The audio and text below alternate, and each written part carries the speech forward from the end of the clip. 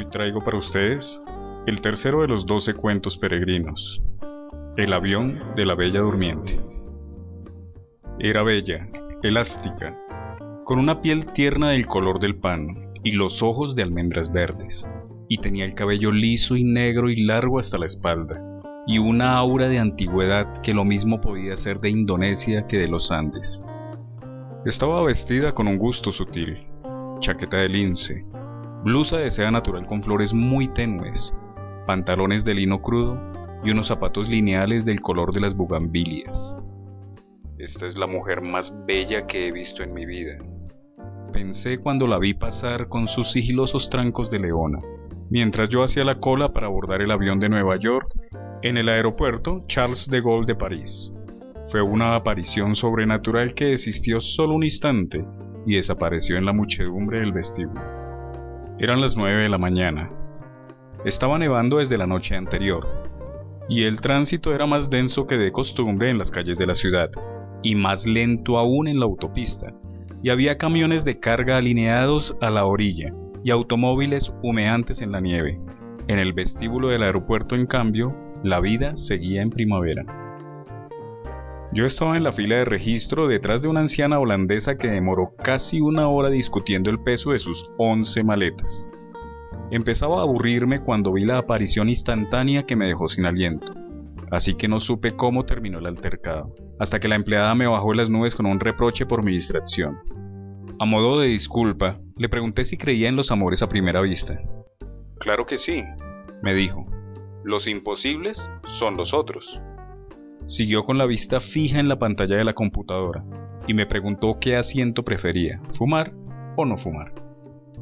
«Me da lo mismo», le dije con toda intención, «siempre que no sea al lado de las 11 maletas». Ella lo agradeció con una sonrisa comercial sin apartar la vista de la pantalla fosforescente. «Escoja un número», me dijo, «3, 4 o 7. 4. Su sonrisa tuvo un destello triunfal. «En 15 años que llevo aquí, es el primero que no escoge el 7. Marcó en la tarjeta de embarque el número del asiento y me la entregó con el resto de mis papeles, mirándome por primera vez con unos ojos color de uva que me sirvieron de consuelo mientras volvía a ver la bella. Solo entonces me advirtió que el aeropuerto acababa de cerrarse y todos los vuelos estaban diferidos. «¿Hasta cuándo?» «Hasta que Dios quiera», dijo con su sonrisa.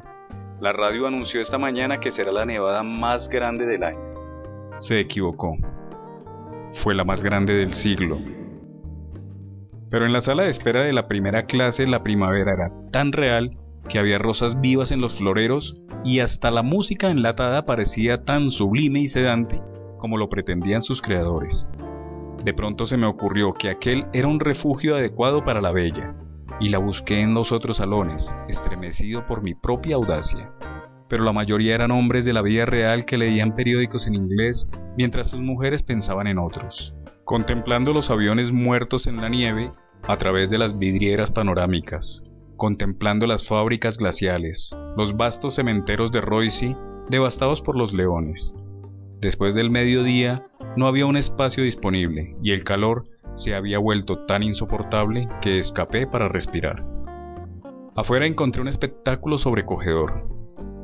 Gentes de toda ley habían desbordado las salas de espera y estaban acampadas en los corredores sofocantes, y aún en las escaleras, tendidas por los suelos con sus animales y sus niños y sus enseres de viaje, pues también la comunicación con la ciudad estaba interrumpida, y el palacio de plástico transparente parecía una inmensa cápsula espacial varada en la tormenta. No pude evitar la idea de que también la bella debía estar en algún lugar en medio de aquellas hordas mansas, y esa fantasía me infundió nuevos ánimos para esperar. A la hora del almuerzo habíamos asumido nuestra conciencia de náufragos. Las colas se hicieron interminables frente a los 7 restaurantes, las cafeterías, los bares atestados, y en menos de 3 horas tuvieron que cerrarlos porque no había nada que comer ni que beber. Los niños, que por un momento parecían ser todos los del mundo, se pusieron a llorar al mismo tiempo, y empezó a levantarse de la muchedumbre un olor de rebaño. Era el tiempo de los instintos. Lo único que alcancé a comer en medio de la rebatiña fueron los 2 últimos vasos de helado de crema en una tienda infantil. me los tomé poco a poco en el mostrador, mientras los camareros ponían las sillas sobre las mesas a medida que se desocupaban, y viéndome a mí mismo en el espejo del fondo, con el último vasito de cartón y la última cucharita de cartón, y pensando en la bella. El vuelo de Nueva York, previsto para las 11 de la mañana, salió a las 8 de la noche. Cuando por fin logré embarcar, los pasajeros de la primera clase estaban ya en su sitio, y una azafata me condujo al mío. Me quedé sin aliento. En la poltrona vecina, junto a la ventanilla, la bella estaba tomando posesión de su espacio con el dominio de los viajeros expertos. Si alguna vez escribiera esto, nadie me lo creería, pensé. Y apenas si intenté en mi media lengua un saludo indeciso que ella no percibió. Se instaló como para vivir muchos años, poniendo cada cosa en su sitio y en su orden, hasta que el lugar quedó tan bien dispuesto como la casa ideal donde todo estaba al alcance de la mano. Mientras lo hacía, el sobrecargo nos llevó la champaña de bienvenida. Cogí una copa para ofrecérsela a ella, pero me arrepentí a tiempo, pues solo quiso un vaso de agua, y le pidió al sobrecargo, primero en un francés inaccesible, y luego en un inglés apenas más fácil, que no la despertara por ningún motivo durante el vuelo. Su voz grave y tibia arrastraba una tristeza oriental. Cuando le llevaron el agua, abrió sobre las rodillas un cofre de tocador con esquinas de cobre, como los baúles de las abuelas, y sacó 2 pastillas doradas de un estuche donde llevaba otras de diversos colores. Hacía todo de un modo metódico y parsimonioso, como si no hubiera nada que no estuviera previsto para ella desde su nacimiento.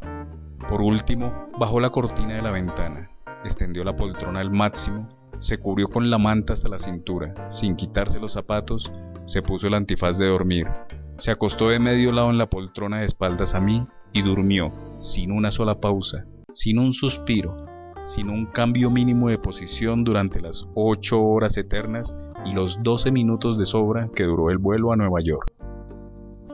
Fue un viaje intenso. Siempre he creído que no hay nada más hermoso en la naturaleza que una mujer hermosa, de modo que me fue imposible escapar ni un instante al hechizo de aquella criatura de fábula que dormía a mi lado.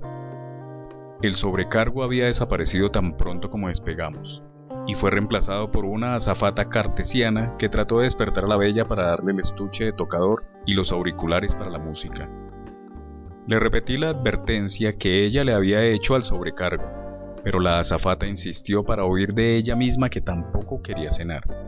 Tuvo que confirmárselo el sobrecargo, y aún así me reprendió porque la bella no se hubiera colgado en el cuello el cartoncito con la orden de no despertarla. Hice una cena solitaria, diciéndome en silencio todo lo que le hubiera dicho a ella si hubiera estado despierta.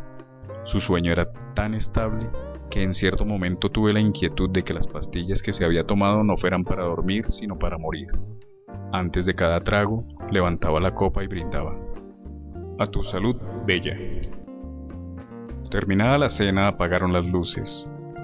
Dieron la película para nadie, y los dos quedamos solos en la penumbra del mundo. La tormenta más grande del siglo había pasado, y la noche del Atlántico era inmensa y límpida, y el avión parecía inmóvil entre las estrellas.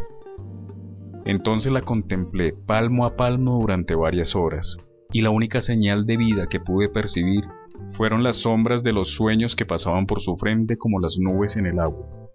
Tenía en el cuello una cadena tan fina que era casi invisible sobre su piel de oro, las orejas perfectas sin puntadas para los aretes, las uñas rosadas de la buena salud, y un anillo liso en la mano izquierda. Como no parecía tener más de 20 años, me consolé con la idea de que no fuera un anillo de bodas, sino el de un noviazgo efímero.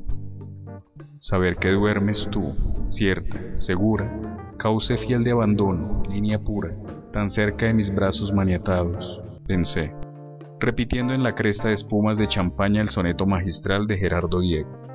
Luego extendí la poltrona a la altura de la suya, y quedamos acostados más cerca que en una cama matrimonial. El clima de su respiración era el mismo de la voz, y su piel exhalaba un hálito tenue que solo podía ser el olor propio de su belleza. Me parecía increíble. En la primavera anterior había leído una hermosa novela de Yasunari Kawabata sobre los ancianos burgueses de Kioto, que pagaban sumas enormes para pasar la noche contemplando a las muchachas más bellas de la ciudad, desnudas y narcotizadas, mientras ellos agonizaban de amor en la misma cama. No podían despertarlas ni tocarlas, y ni siquiera lo intentaban, porque la esencia del placer era verlas dormir. Aquella noche, velando el sueño de la bella, no solo entendí aquel refinamiento senil, sino que lo viví a plenitud. ¿Quién iba a creerlo?, me dije, con el amor propio exacerbado por la champaña. Yo, anciano japonés a estas alturas. Creo que dormí varias horas, vencido por la champaña y los fogonazos mudos de la película, y desperté con la cabeza agrietada. Fui al baño. 2 lugares detrás mío yacía la anciana de las 11 maletas desparratada de mala manera en la poltrona. Parecía un muerto olvidado en el campo de batalla. En el suelo, a mitad del pasillo, estaban sus lentes de leer con el collar de cuentas de colores, y por un instante disfruté de la dicha mezquina de no recogerlos. Después de desahogarme de los excesos de champaña, me sorprendí a mí mismo en el espejo, indigno y feo, y me asombré de que fueran tan terribles los estragos del amor. De pronto el avión se fue a pique, se enderezó como pudo y prosiguió volando al galope. La orden de volver al asiento se encendió. Salí en estampida, con la ilusión de que solo las turbulencias de Dios despertaran a la bella, y que tuviera que refugiarse en mis brazos huyendo del terror. En la prisa estuve a punto de pisar los lentes de la holandesa, y me hubiera alegrado, pero volví sobre mis pasos, los recogí y se los puse en el regazo, agradecido de pronto de que no hubiera escogido antes que yo el asiento número 4. El sueño de la bella era invencible. Cuando el avión se estabilizó, tuve que resistir la tentación de sacudirla con cualquier pretexto, porque lo único que deseaba en aquella última hora de vuelo era verla despierta, aunque fuera enfurecida, para que yo pudiera recobrar mi libertad, y tal vez mi juventud. Pero no fui capaz. Carajo, me dije, con un gran desprecio. ¿Por qué no nací Tauro?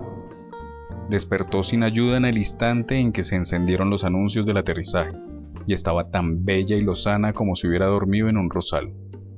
Solo entonces caí en la cuenta de que los vecinos del asiento en los aviones, igual que los matrimonios viejos, no sean los buenos días al despertar. Tampoco ella. Se quitó el antifaz, abrió los ojos radiantes, enderezó la poltrona, tiró a un lado la manta, se sacudió las crines que se peinaban solas por su propio peso, volvió a ponerse el cofre en las rodillas y se hizo un maquillaje rápido y superfluo, que le alcanzó justo para no mirarme hasta que la puerta se abrió. Entonces se puso la chaqueta de lince, pasó casi por encima de mí con una disculpa convencional en castellano puro de las Américas, y se fue sin despedirse siquiera, sin agradecerme al menos lo mucho que hice por nuestra noche feliz, y desapareció hasta el sol de hoy en la Amazonía de Nueva York. Junio de 1982. Espero les haya gustado, un cuento corto pero fabuloso. Para la próxima entrega, el cuarto de los 12 cuentos peregrinos. Me alquilo para soñar. Mi nombre es Alberto y mi placer es leer para usted.